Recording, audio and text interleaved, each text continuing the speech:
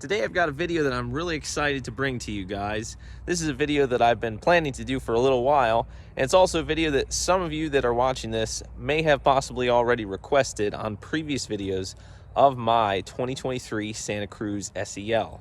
So we've got two Hyundai Santa Cruz vehicles behind us here. We have my 2023 SEL, and we've got my mom's 2022 SE.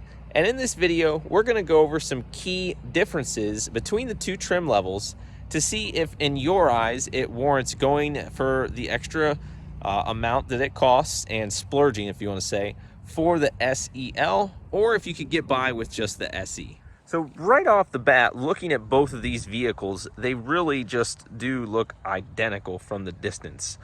There are some major differences, and there are some not so major differences. So with the SE trim level, we have a starting price of $24,440. And for the SE trim level, we have a starting price of $27,640. So we've got $3,200 and a price difference between these two trim levels. They both are in bluestone. They both have the same wheels. And like I said, from the distance, you can't really tell them apart. The way that my mom and I tell ours apart from the distance is I have my e-car guy Euro style plate up front. Another thing that we'll notice here on the outside is the SEL trim level does come with remote start. So I'm going to start mine up. And I do have my mom here with her key as well. Hers is the common style switchblade key. She does not have the remote start with that SE trim level. And one thing that we do notice that we share is the power tailgate release on the key fob there. So that's the comparison in the key fobs. That one is the switchblade style, and then we've got the smart key access for the SEL. So there we go. That's the two different key fobs that come with the SE and the SEL. Now, shut that off, and we'll continue. One of the things that, if you pay attention to detail as you get closer, that you will notice is that the SEL has the LED turn signals. The front of them is virtually identical. And you notice that the SE does not have those turn signals on the mirror. Now, something that I also have and enjoy with this remote start is the Hyundai BlueLink app. It allows me to start the vehicle and also control the climate controls when I start it each time. So I can put it on defrost, I can put it on air, I can put it on heat. The SEL trim here that I have also does have heated mirrors. So that's a pretty cool feature as well on foggy mornings where there's condensation on the mirrors. It clears up in a matter of seconds once you have the vehicle running. Another thing that we notice as a part of that smart key access is the buttons to lock and also unlock the vehicle for the SEL. Stepping over to the SE, you'll notice that those buttons are absent. And we do have one of those buttons on the passenger door here as well. Another thing you'll notice is that when you lock the SEL with the smart key fob, it makes the chirp noise, and with the SE, it makes a more loud, aggressive beep that wakes the whole neighborhood up. So that's another difference that I thought was kind of amusing. Now, this is just the difference between the two that we have in front of us. I do not have tinted windows in the front on mine. My mom did pay to have her windows tinted, and I like the way that it looks tinted much better, so I'll be getting my windows tinted as well. Now, let's step around back here. This is a subtle difference that I noticed, and I think it's actually my mom that pointed it out. So if you look at the gas door on the SEL, there's the thumbprint or fingerprint indentation there, and this is a push to release. Stepping over to the SE model, you'll notice that there is no fingerprint indentation, giving you the idea that there's a gas door release inside, but there's actually not. So make sure it's locked there. When the vehicle is locked, the gas door is locked. And if you want to unlock it, that unlocks it. Now, maybe other vehicles, other manufacturers have that locking gas door feature. I personally have never noticed that, but I've never noticed that. So it's a locking gas door, and I actually just figured that out while we're making the video here. So out back, you're not going to see too many differences as far as appearance, just that slight difference in the gas door there with the indentation. Now, you'll notice mine also is the same way. When it's locked, it does not release. When it's unlocked, it does. Subtle difference there with that small fingerprint indentation, but that is not a difference that I noticed online until I saw both of these side by side and really started digging into picking them apart. As I mentioned moments ago, we do have the tailgate release. So we'll go ahead and release these. And both of them are power. That's pretty cool. Even though you have the SE here, if you decide to go with the cheaper trim level, you still get the power tailgate. That is a nice feature. Still pretty much identical beds in the back here with the storage containers and also the coolers. So I have over here with mine the bed mat that Mom's did not have the option of that. I'm gonna go ahead and pull this up, show you the cooler on the SEL as well, just so you guys can see. It is virtually the same exact setup back here. They're really identical from back here. Even the bed lighting is exactly the same. There's no more frills or extra goodies or add-ons back here with the SEL than with the SE. So as far as functionality goes, really these trucklets are basically the same in the SE and the SEL package. Both of the tailgates are damped, both have backup cameras, and this here also is all-wheel drive. So both of them all-wheel drive. So another feature that both of these trim levels share is auto locking. So if you walk up to your Santa Cruz with the SE or an SEL, press the unlock button, and then maybe you get distracted and you don't get in your vehicle, 30 seconds later, they will lock the doors automatically. So that is another nice feature. It's a safety feature, comfort feature. Now, opening the doors of the Santa Cruz, we'll notice that our driver's seat, we have an 8-way power driver's seat with lumbar support on the SEL model. And then stepping over here to the SE model, we have a manual driver's seat. Power window setup and everything on this side, everything looks the same. One thing that you will notice stepping back over here to the SEL is that the front windows are going to be auto up and down. While we step over here with the SE model, the driver's window is going to be automatic down, but not automatic up. And we don't have an automatic down passenger window.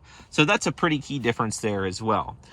Obviously, here with my mom's SE, she has a black cloth interior with the same pattern.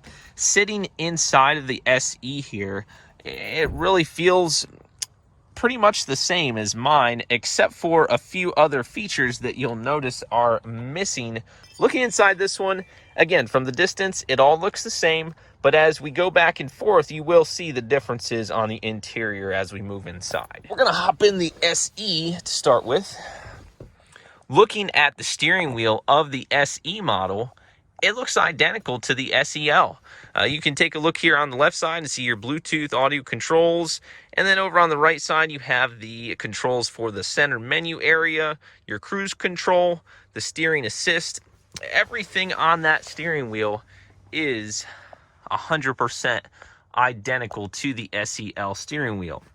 Looking at the gauge cluster as well in the SEL here versus the SE, between these two models, everything is exactly the same.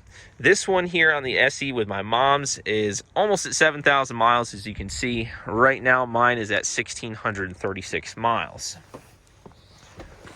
Now, another difference that we notice as we step inside the SE versus the SEL is this blank sheet of piano black plastic. There's a lot of piano black plastic inside of the Santa Cruz. On all trim levels, and that is something that some car critics have criticized due to the fact that it gets rather dusty. My mom keeps hers pretty clean. You can see it's absolutely spotless right now. Mine is actually a little bit dirtier than that. Back to what I was saying here, you can tell that there is a blank sheet of piano black plastic right there. And then over here with the SEL, we've got heated seats inserted right there where there is just that blank sheet of the piano black plastic on the SE.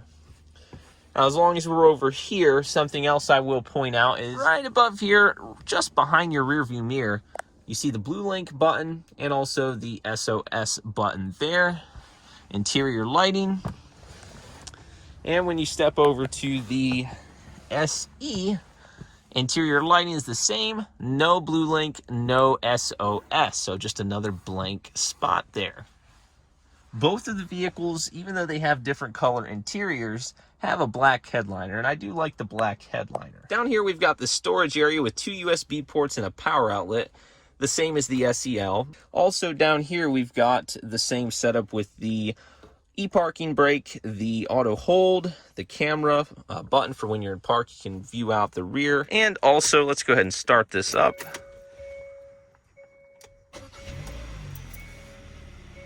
We do have the all-wheel drive lock.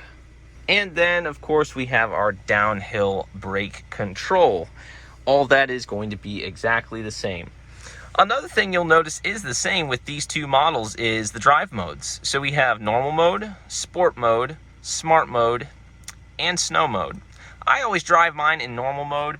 And something that I've noticed as I drive mine, if I'm going down a hill and the transmission doesn't seem to want to upshift to the next gear and it's like taking it high up in the RPMs, 2.5 RPMs, what I will do is just simply go like this. And what that does is it puts the vehicle into snow mode, and then it'll just upshift, and then I put it back into normal mode. That's just something I do as I'm driving mine. Another thing that we notice here is the audio system and the center stack unit. So both models do have the same 8-inch color screen. That is a touch screen, very responsive system. Both of them have wireless Apple CarPlay, Android Auto. I love that feature. And another thing that we notice here that I didn't realize until I bought the SEL was Sirius XM radio. Going over here to the SE model, you'll notice that the SE has AM, FM, no XM radio. Stepping out into the rear of the Santa Cruz, the rear seat area you'll notice is pretty much the same. Same setup, same dimensions, same comfort as far as headroom, shoulder room, all that is identical. And I think it's pretty cool to be able to see both of these trim levels here side by side, and also have them in different color interiors, because it does give a different perspective so you guys can see that the gray also will make it seem a little bit more roomy, even though it's not, it's the same dimensions. It also gives you an idea of what the different colors look like. Now, over here in the SE, it looks like we do have the first aid kit. Same storage and everything down there. Since we opened the driver's side over there, we'll open the passenger side over here in the rear. And you'll notice this is where you have your jack, tire iron. In case you had to use that, we have that under the rear passenger seat. Looking at the rear of the front seats, you'll notice that there are seat skirts. And also looking at these doors, you'll notice that each of them do have a cup holder with a grab handle / slight storage area if you wanted to put anything small in there. Everything looks pretty much the same from this point of view until you start looking a little bit closer, as mentioned, and then you'll notice the differences here, the differences here with the heated seats. And also, as you look outside at these side view mirrors, you will notice that the little exclamation point triangle icon is missing. And that is a simple way of explaining. You can tell the difference visibly. But that right there is the lane departure warning that the SEL does not have, even though it has steering assist. But this right here is the lane departure warning, and also we do have that steering assist. Aside from the steering assist system, when you don't have that on, there is a feature here in the SEL. If we go ahead and go into our menu, driver assistance, what you'll notice is you can adjust the warning timing, warning volume, driver attention warning, forward safety, lane safety, blind spot safety, and parking safety. So that is that rear cross traffic safety system, that little exclamation point with the triangle surrounding right there. And that is on. I've never found that to be pesky here in the SEL. The blind spot safety, it looks like it does have the active assist on in the SEL right now. The lane safety, I turned that off because I felt like that was a little bit oversensitive. All I'd have to do is just slightly go near a line, it felt like, and it would auto-correct. Now that system, mind you, is different than pushing this button where the steering wheel shows up there and the vehicle essentially steers itself on its own, with you having to monitor, of course. But that button right there, that steering assist, is different from the lane safety. That forward safety active assist is on right now. I've never had the vehicle use that. I imagine it would do all right though if I was in a situation where, say, the vehicle had to alert me, but I can't speak from personal experience on how that would function. Now let's take a look at the SE gauge cluster. So looking here at driver assistance, that's where we were over there, we'll notice that we do not have all of those options. So the order over here, warning timing, volume, driver attention, forward safety, and lane safety. Over here in the SEL, we have warning timing, warning volume, and then you'll notice driver attention, forward safety, lane safety, blind spot safety, parking safety. So we've got a little bit more in-depth assistance here with the SEL, having that blind spot safety and also that lane safety there, as we see those icons on the side view mirrors. Here, putting the vehicle into reverse, we will notice that we do have the guidance lines and then also the camera view. So something with that, all you have to do is just press that button right there, and it'll give you an idea of how close that you can get to the surface that's behind you. Over here with the SE, we have that same feature, letting you know how close, or making it easier to tell you how close you can get to the object or surface behind you in the rear of the vehicle. Now let's take a look under the hood of both the SEL and the SE. So we have Hyundai's 2.5 liter GDI Smart Stream technology 4-cylinder paired to the 8-speed automatic transmission, which is the traditional 8-speed, not the dual clutch. Something to keep in mind if you're looking at a Santa Cruz is, do you want to go with the turbo or do you want to go with the regular 2.5 liter? When you go with that turbo, you also get that DCT, that's the dual clutch transmission, and Hyundai has actually come out with a recall on those dual clutch transmissions. I'll put more information on that in the description below, but that right there is enough to say I'm glad that I did not go with the turbo. I'm glad I have the regular 2.5. I'm glad that I have the regular 8-speed auto. And also over here, looking at my mom's SE, we will notice that her engine is also the same. So driving down the road, these drive exactly the same. The SEL and the SE, I don't feel any difference in the suspension. I don't feel any difference in the handling or anything like that. They're virtually identical. I mean, standing right here, we're looking at the SE. Now I'm going to step over here so we can get a freeze frame of this driver's side of the SEL, looking exactly the same. Only difference is my mom's is a little cleaner because she just shined her engine bay plastic a little bit. But there we go, guys. I'm gonna go ahead and shut all these doors up and then we'll wrap up this video. So there you have it. That's a comparison between Hyundai Santa Cruz SEL and SE. A lot of subtle differences with these two trims, and also some bigger differences between trim levels to consider when you're purchasing a Santa Cruz. Both of these having that same powertrain, the 2.5 liter and the 8-speed auto. Performance-wise, the SE and the SEL are virtually the same. There is the pricier turbo, which is going to put out 281 horsepower, while the standard 2.5 is going to just put out 191 horsepower. A difference that you have to concern yourself with is that DCT. There have been some reliability reports of problems with the turbo models having the DCT recalled for the issues that has had. But mine having almost 2,000 miles, my mom's turning over 7,000. They've been reliable, especially with my mom having a little bit more time to test hers out.